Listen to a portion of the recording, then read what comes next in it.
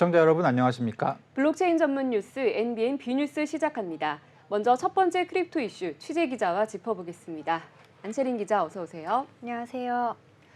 네, 오늘 첫 번째 소식 FTX 사태 여파에 대한 내용인데요. FTX의 파산 신청이 제네시스 트레이딩의 유동성 위기로 이어지고 또 그 여파가 우리나라 거래소 고팍스에도 영향을 미쳤는데 고팍스는 지난 16일부터 고파이 상품의 출금 지연을 공지한 바 있죠. 이와 관련해서 어제 또 고팍스 측에서 새로운 공지를 내놨다고 하던데 어떤 내용인가요? 네, 고팍스는 어제 공식 홈페이지를 통해서요. 고파이 상품의 출금 지연이 연장된다는 공지사항을 발표를 했습니다. 다시 한번 정리를 해드리자면 고파이는 보유 중인 디지털 자산을 모집 중인 상품에 예치한 뒤에 예치 기간의 이자 수익을 디지털 자산으로 받는 상품입니다. 해당 상품은 디지털 자산 가격 변동에 따른 시세 차익과 이자 수익을 동시에 올릴 수 있다는 점이 장점으로 홍보가 됐습니다. 이 고파이 상품은 고객이 맡긴 자금을 투자를 잘하는 운용업체 등에 맡겨서 불린 뒤에 이자를 주는 식으로 운영이 됐는데요. 하지만 디지털 자산이 운용업체에 넘어가기 때문에 운용업체에서 문제가 생기면 고객이 맡긴 디지털 자산을 돌려받지 못할 우려가 있습니다. 이번에는 이 디지털 자산이 넘어간 운용업체 제네시스에 문제가 생기면서 고파이 출금 지연으로도 이어지게 된 건데요. 앞서 고팍스는 지난 16일에는 고파이 자유형 상품, 지난 20일에는 고파이 고정형 상품의 원금과 이자 지급이 어렵다고 밝힌 바 있습니다. 이에 더해 어제인 23일 공지사항에서 현재 진행 중인 고파이 상품은 제네시스 글로벌 캐피털 상환 잠정 중단으로 인해서 지급이 지연될 예정이라고 밝힌 겁니다. 원래 오늘은 고파이 비트코인 고정 31일 상품 만기일이었습니다. 즉 이용자들에 대한 원금과 이자 상환일이었는데요. 이를 하루 앞둔 어제 투자금 상환이 지연될 거란 공지를 내놓은 겁니다. 이에 따라 원래 오늘 오전 10시 30분까지 지급돼야 했던 원금과 이자 지급은 물론 남은 고정형 상품에 대한 투자금 반환이 언제 이뤄질지도 확실하지 않은 상황입니다. 다만 고팍스는 고파이에 예치된 자산과 고팍스 고객 자산은 분리 보관되어 있기 때문에 영향이 없다고 강조했습니다. 또한 일반 고객이 예치한 자산 대비 회사가 101.5% 이상 자금을 보유하고 있기 때문에 고객들의 입출금은 가능한 상태라고도 덧붙였습니다. 네, 고파이 출금 지연 문제가 좀 장기화되는 모습인데요. 네. 사실 뭐 며칠 만에 해결이 될 거다라는 식으로 처음에는 좀 얘기가 나왔었는데 뭐 일단 11월은 넘어가는 건 확실시 됐고 네. 6주 안에 정상화를 목표로 한다는 것은 사실 이제 해를 넘길 수도 있다라는 얘기잖아요. 고팍스는 이 문제를 해결하기 위해 이 투자 의향서를 받는 것 이외에 어떤 노력을 기울이고 있나요? 네, 우선 고팍스는 가능한 수단과 방법을 동원해서 고객의 자산을 보호하기 위해서 최선의 노력을 다하겠다 이렇게 얘기를 했습니다. 고파이 고객 자산의 온전한 상환을 위해서 제네시스 그리고 제네시스의 모회사인 DCG와 지속적으로 소통하겠다고 밝혔습니다. 또한 디지털 자산 예치 서비스인 고파이를 6주 안에 상환하는 걸 목표로 글로벌 블록체인 인프라 업체로부터 투자 유치를 추진하고 있다고 앵커님이 말씀해 주신 것처럼 밝혔습니다. 유동성 공급을 포함한 협력 방안의 하나로 글로벌 최대 블록체인 인프라 업체와 투자 의향서를 체결했다고 얘기를 한 겁니다. 또한 향후 진행 상황에 따라 구체적인 지급 스케줄 등의 상세 내용은 빠른 시일 내에 후속 공지로 안내하겠다고도 했습니다. 네, 자 다음 소식 살펴보겠습니다. 최근 국내 자금을 해외로 빼돌린 혐의를 받는 53명에 대해서 국세청이 세무조사에 착수했다는 보도가 나왔는데요. 이 중에는 디지털 자산을 이용한 사례도 있다고 합니다. 어떤 내용인가요? 네, 국세청 보도자료에 따른 내용인데요. A씨로 가정을 하고 얘기를 하겠습니다. A씨는 사실상 국내에서 코인을 개발한 다음에 해외 페이퍼 컴퍼니 명의로 코인을 발행했습니다. 이후 이 디지털 자산을 자신의 사업 플랫폼에서 자유롭게 쓸 수 있다고 홍보를 했는데요. 그러나 해외 법인이었기 때문에 막대한 상장 이익은 이 해외에 있는 페이퍼 컴퍼니로 들어가게 됐습니다.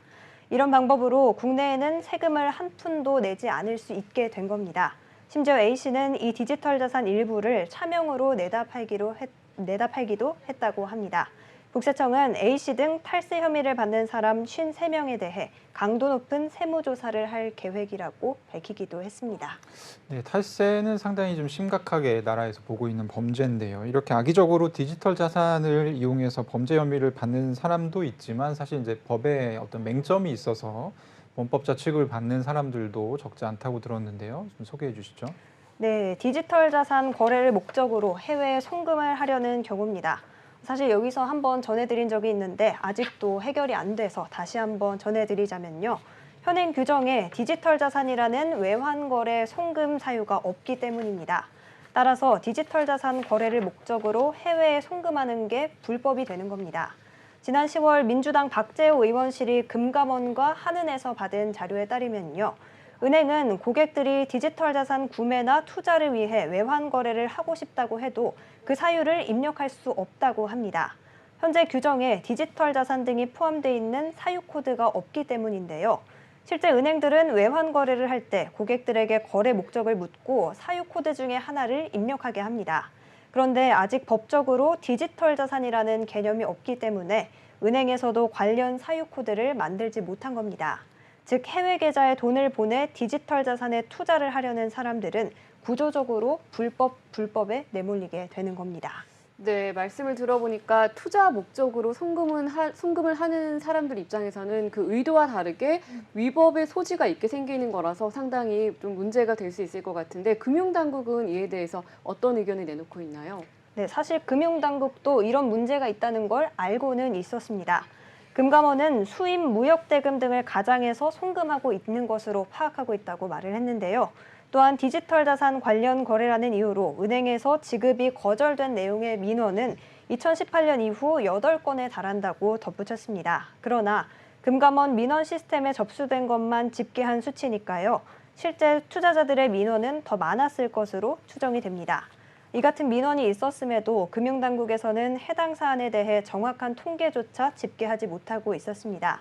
그 이유에 대해서 디지털 자산 구매 목적의 외국환 거래 거부는 은행의 일선 창구에서 구두로 이루어진다고 했는데요. 그러면서 관련 통계를 기록하지 않아서 건수를 파악하기 어렵다고 얘기를 했습니다.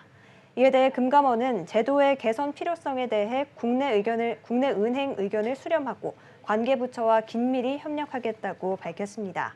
또한 한국은행은 디지털 자산의 성격과 실체가 법적으로 불분명한 상태라 디지털 자산 기본법 입법 추이 등을 보면서 신외환법에 반영해 나갈 예정이라는 답변을 내놓기도 했습니다. 네, 실제로 이제 디지털 자산을 해외에 보내려고 하는 사람들이 은행에서 거절을 당하고 있는 상황이니까 이건 빨리 해결이 좀 필요한 상황인데 뭐 한국은행과 기재부 등 뭐 금융당국 등의 이제 답변을 보면 서로 좀 책임을 미루고 있는 약간 그런 양상이거든요. 아까 이제 기자님 말씀해 주신 것 중에 디지털 자산 기본법 입법 추이를 보면서 외환법에 반영하겠다라는 얘기를 이제 한국은행 측에서 했는데 이 디지털 자산 기본법이라는 거 관련해서 국회에서 논의 중인 법안이 있나요? 네, 이 문제가 불거졌을 당시에도 불법 투자를 사전에 막고 투자를 활성화시키기 위해서 디지털 자산 기본법 또는 디지털 자산 업권법 제정을 서둘러야 한다는 얘기가 나왔습니다. 여기서 업권법이란 영업이나 사업을 할 수 있는 범위를 정하는 법을 얘기합니다.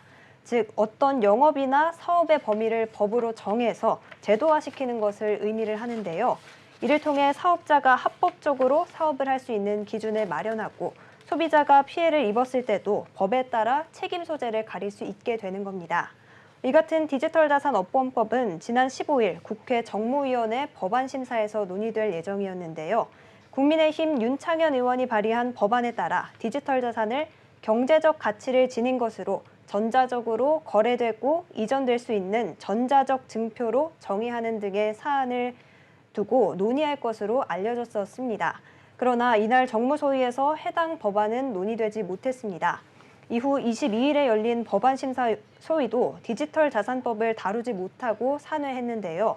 이렇게 여야 간 정쟁 등에 밀리면서 디지털 자산에 대한 업권법은 제대로 논의되지 못했고요. 오는 29일에 법안 소위가 다시 열릴 거란 추측만 나오는 상황입니다. 앞서 말씀드린 것처럼 법적 공백 때문에 범죄자로 몰리는 경우도 있는 만큼 투자자 보호를 위해서 관련 법안 마련을 서둘러야 하는 상황으로 보입니다. 네, 기자님 말씀해 주신 것처럼 국회에서 이제 업권법 제정이 논의되고 있었고 실제로 이제 법안이 논의가 되고 있었는데 사실 이제 FTX 사태 때문에 어떤 좀 긍정적인 역할을 해주는 그런 업권법의 내용이 상당 부분 삭제될 수도 있다. 뭐 이런 얘기도 요즘 나오는 것 같습니다. 네, 자, 세 번째 소식 보겠습니다. 미국의 어느 한 주에서는 디지털 자산을 채굴하는 것을 법으로 금지한다고 이런 내용이 나왔는데 어떤 주인가요? 네, 바로 뉴욕인데요. 네. 뉴욕에는 금융하면 떠오르는 월가도 있습니다. 이렇게 금융의 허브로 알려져 있지만 디지털 자산에 대해서는 약간 훈장님처럼 일부 보수적인 모습을 취하는 느낌이기도 합니다. 현지 시각 22일 월스트리트 저널에 따르면요. 캐시 호컬 뉴욕 주지사가 디지털 자산 채굴 금지 법안에 서명을 했다고 합니다. 이 법안은 앞서 4월에 뉴욕주 의회를 6월에는 뉴욕주 상원을 통과를 했는데요. 이어서 법안에 호컬 주지사가 서명을 함으로써 본격적으로 발효가 된 겁니다. 네, 주지사 서명이 됐으니까 이제 본격적으로 좀 디지털 자산 채굴이 제한이 된 건가요? 뭐 뉴욕에서 그러면 아예 이런 코인이나 이런 것들을 채굴할 수 없는 건지 궁금합니다. 네, 전면적으로 금지한다는 내용은 아니고요. 네. 해당 법안은 앞으로 2년 동안은 친환경 에너지로 발전한 전력으로만 신규 디지털 자산을 채굴할 수 있게 했습니다. 즉 화석연료 발전소를 통한 전기로는 디지털 자산 채굴을 하지 말라는 얘기입니다. 또한 뉴욕주에서 디지털 자산 채굴은 허가받은 사업자만 할 수 있게 하는 내용도 포함이 됐습니다. 이를 위한 디지털 자산 채굴 허가는 100% 재생 가능 에너지를 사용한다는 걸 증명한 경우에만 발급이 되는데요. 해당 법안이 시행됨으로써 뉴욕주는 미국에서 디지털 자산 채굴을 제한하는 첫 번째 주가 됐습니다. 호컬 주지사는 환경 보호를 위해서 이 법안이 필요하다고 얘기를 했습니다. 앞서 뉴욕주는 2040년까지 탄소 중립을 실현하고 2050년에는 1990년의 85% 수준까지 온실가스 배출량을 절감하겠다는 공격적인 탄소 발자국 정책을 발표한 바 있는데요. 이를 위한 방안 중에 하나로 디지털 자산 채굴의 친환경 에너지 활용 유도를 꾀한 것 아니냐 이런 분석이 나옵니다. 호컬 주지사는 지역사회에서 경제적 기회를 창출하는 것의 중요성을 인식하고 있다며 뉴욕이 금융혁신의 중심이 될 수 있도록 보장하는 동시에 환경 보호를 우선시하기 위한 중요한 조치를 취할 것이다. 이렇게 얘기를 했습니다. 네, 막대한 에너지가 드는 채굴을 친환경을 위해서 일부 제한하겠다라는 건데 이런 조치에 대해서 기업들도 반발이 있을 것 같습니다. 기업들 반응은 어떤가요? 네, 사실 환경을 위한 조치라고 하지만 역시 현지 기업들은 이런 조치가 마냥 달갑지만은 않아 보입니다. 헤더 브리체티 멀리건 뉴욕주 기업위원회 위원장은 주 정부가 어떤 사업이나 부문의 성장도 제한해선 안 된다. 이렇게 목소리를 높였습니다. 또한 미국은 전 세계 디지털 자산 채굴의 38%가 이뤄진다고 할 정도로 디지털 자산 채굴이 기업화되고 산업화됐다. 이런 분석이 나오는데요. 이 때문에 CNBC 등은 뉴욕주의 조치가 미국 전역으로 파급 효과를 낳을 수 있다. 이런 분석을 내기도 했습니다. 디지털 자산 옹호단체인 디지털 상공회의소는 이번 결정에 실망했으며 기업들이 다른 주로 사업장을 옮길 것을 예측한다고도 말하기도 했습니다. 네, 어쨌든 디지털 자산 뭐 옹호 단체라고 설명해 주시긴 하셨는데 그 이번 결정에 실망했기 때문에 다른 곳으로 또 기업을 옮겨야 된다라는 것은 좀 과격한 그런 표현이 아닐까 싶은데 네. 뉴욕주가 이 채굴 제한 말고도 디지털 자산 접근에 최근 들어서 좀 신중한 모습을 보이고 있다. 이런 것들을 좀 간접적으로 알 수 있는 그런 사례들이 있나요? 네, 퇴직연금을 디지털 자산에 투자하는 걸 막자 이런 법을 제안한 게 또 다른 네. 예시로 꼽힐 수 있을 것 같습니다. 레이샤 제임스 미국 뉴욕주 법무부 장관은 퇴직연금을 이용한 디지털 자산 투자 금지 법안을 제안한 것으로 알려졌습니다. 이 때문에 관련 업계의 이목이 주목되고 있는데요. 제임스 장관은 개인 은퇴 계좌나 퇴직연금 플랜에서 디지털 자산 투자 옵션을 제외해야 한다. 이렇게 얘기를 한 바 있습니다. 이어서 퇴직연금은 장기적으로 보호돼야 하는데 디지털 자산은 변동성과 가치평가 불확실성이 크고 사기에 연루될 가능성도 높다고 지적을 했습니다. 퇴직연금에는 안정성이 보장이 돼야 하는데 디지털 자산은 변동성이 크기 때문에 퇴직연금의 본래 목적과 잘 부합하지 않는다는 점을 지적을 한 건데요. 또한 디지털 자산 거래소 FTX의 파산이 디지털 자산 산업에 심각한 문제가 있음을 명백히 보여주고 있다는 게 레티샤 장관 측의 주장입니다. 네, 여기서 얘기하는 퇴직연금은 이제 한국으로 치면 연기금 정도의 위치를 차지하고 있는 굉장히 중요한 그런 기관이죠. 네. 네, 맞습니다. 자, 이번 뉴욕시의 이런 결정이 다른 이 규제 기관의 디지털 자산의 규제에 좀 불리한 결정에 좀 확산이 될지 앞으로의 상황 조금 더 지켜봐야겠네요. 네, 오늘 말씀 감사드립니다.